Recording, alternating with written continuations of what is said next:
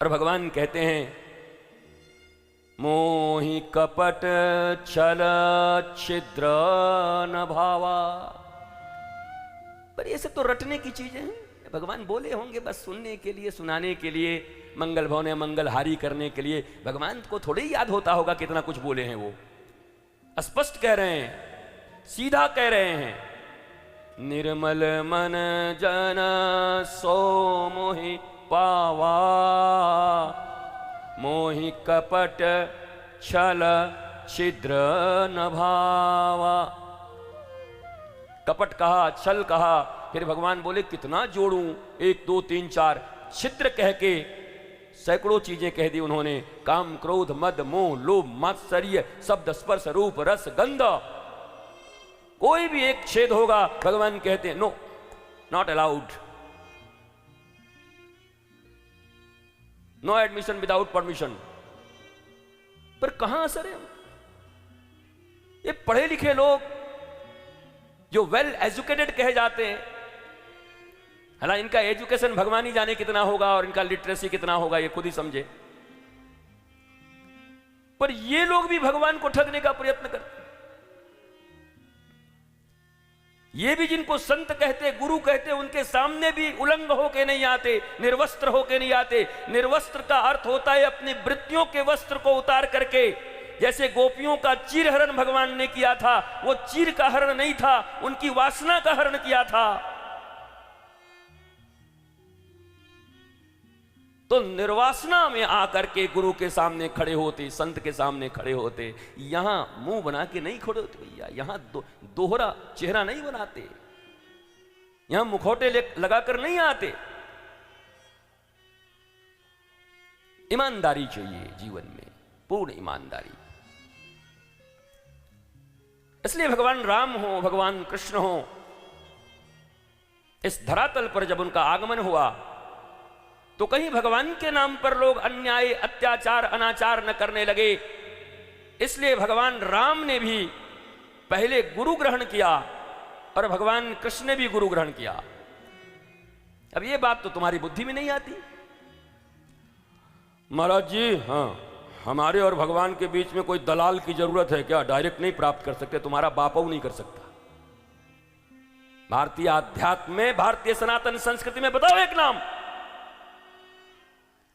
जो तुम्हारे living ideal Ram और कृष्ण हैं, वो जब इस धरातल पर आते हैं तो वो भी शिक्षा गुरु और दीक्षा गुरु दोनों का वर्णन करते हैं।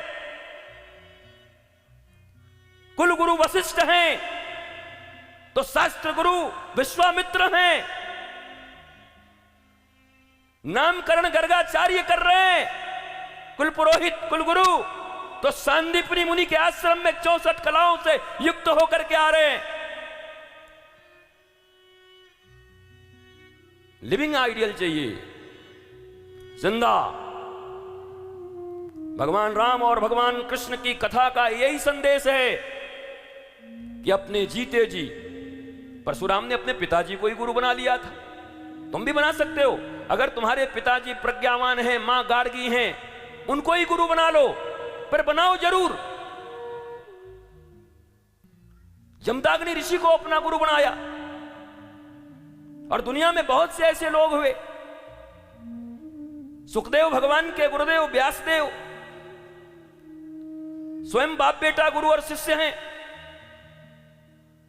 पर गुरु चाहिए।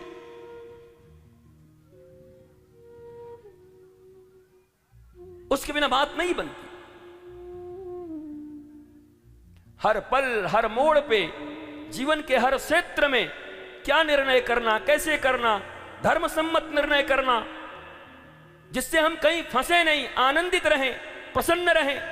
विपरीत से विपरीत परिस्थितियों में श्री कृष्ण की मुस्कुराहट हमारे होठों पर बनी रहे। और भगवान का आगमन ही तो गुरु की कृपा से हुआ है। एक बार भूपति मन माही, भयउ गलानि मोरे सुत नाही। तब एम्स हॉस्पिटल गयऊ महिपाला।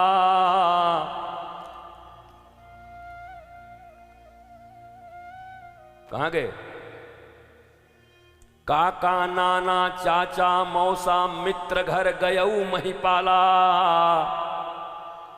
कहां गए? चौथे पन में जब दशरथ जैसे 10 इंद्रियों को रथ बना करके जो चलते हो, चक्रवर्ती सम्राट हो, किसी चीज की कमी नहीं हो, उनके भी जीवन में जब कमी आई और उनको महसूस हुआ, ग्लानि हुई, दुख हुआ, तो उन्होंने कौन सा गृह चुना? किसी रिश्तेदार को बुलाया, मित्र को बुलाया, कंसल्टेंसी के पास गए, कंसल्टेंट के पास गए कंसल्टेंसी के लिए। कहां गए? गोस्वामी जी क्या कह रहे हैं? एक बार भूपति मन माही भयऊ गलानि मोरे सुत नाही। गुरु गृह गयऊ तुरत महिपाला। गुरु गृह गयऊ तुरत महिपाला। चरण लागी किय विनय विशाला।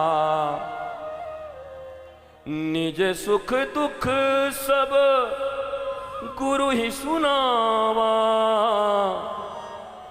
चरण लागी करी विनय विशाला। निज सुख दुख सब गुरु ही सुनावा।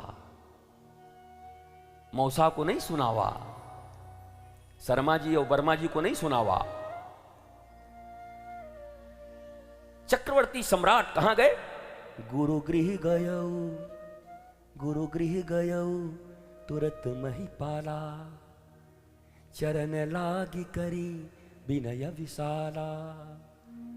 निज सुख दुख सब गुरु ही सुनायऊ। निज सुख दुख सब गुरु ही सुनायऊ।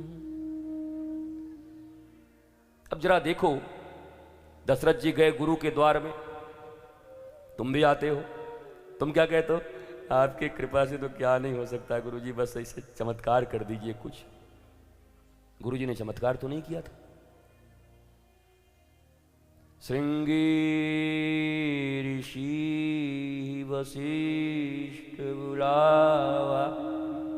यज्ञ कर रहे हैं, उस जमाने का यज्ञ। गुरु ने निर्देश दिया, श्रृंग ऋषि को बुलाओ, यज्ञ करो। उस यज्ञ से जो औषधि आएगी प्रसाद के रूप में, मे भी वो औषधि हो, वो खीर औषधि हो, वो औषधि बनेगी। वो अपनी रानियों को खिलाओ, निश्चय ही तुम्हें पुत्र प्राप्त होगा। और एक बात सुनो, तुम तो एक बेटे के लिए मेरे पास आए हो, केवल धन के लिए आए हो, पर जब गुरु के द्वार पर आए हो तो गुरु केवल धन नहीं देता।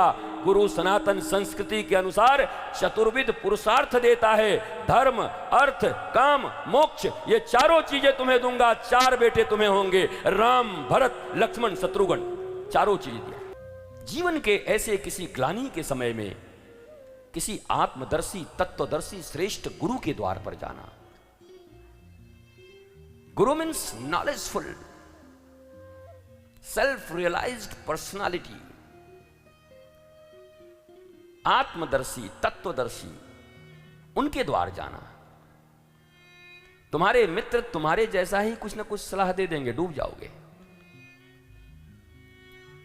शराबी का मित्र शराबी, कबाबी का मित्र कबाबी, तुम्हारे जैसे का मूर्ख तुम्हारे जैसा होगा। जितनी बुद्धि तुम्हारे पास उतनी बुद्धि उसके पास।